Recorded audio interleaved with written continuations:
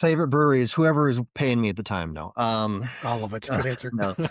It does depend. I do love a spotted cow. I had some yesterday while I waited for my Super Bowl wings, to come out. Mhm, mhm. But I'm it's like you like Coke from a can or Coke from a bottle. I like spotted cow from a tap.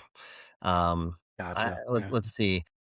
It kind of depends on who gets the medal for what. I think there's a Mhm, lot of breweries doing some kind of cool, bold, experimental things. I think there mhm. are some really good, like Carbon Four is one of the stalwarts of Madison and the surrounding areas.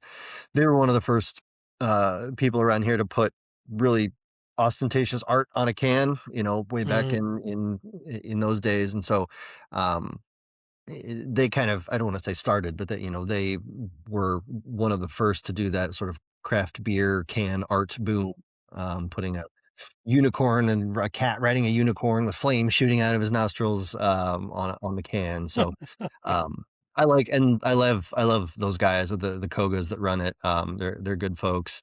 Um yeah, there's just there's some solid, like, because of, I think it must be because of, the Miller, we're in Miller territory. We talked about lagers earlier. You just get some really good pilsners and lagers, around here.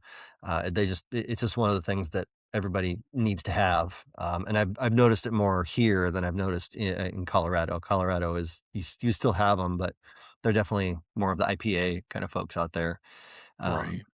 there's a brewery in town that I did a campaign for a year or 2 ago called Alt Brew, and they are one of the only, end-to-end gluten-free, Oh, breweries interesting. in the Yeah. country. There's Holidaily out in Colorado, and I'm sure there are more, but I know of Holidaily and Alt Brew. The owner's wife is celiac, and, every time I go in there, like, you talk to the owner, and you get people from Chicago, you get people from, there was a guy that drove 5.5 hours one day to get, 10 cases, of beer just because he was celiac, and if you have true celiac, this gluten reduced, stuff that they're doing, actually doesn't cut it.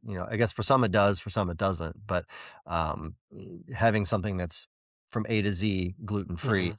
Oh, that's a good, catchphrase. A to Z gluten free. Um, it it's obviously a lot better for you. And, Lakefront Brewing, out in, Milwaukee, those are, and they're right on the a river, Mm. and just got a really good, they are one of the old, been around for so long, they got all that market share.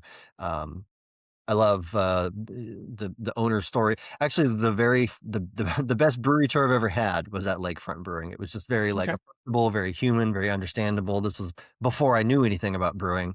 I went to Anheuser-Busch when I lived in St. Louis. I've been to the Coors Brewery, and it's all kind of that script, but I never really understood it until I went to Lakefront Brewing. So that always stands out, to me. Those are kind of some top ones out here for me.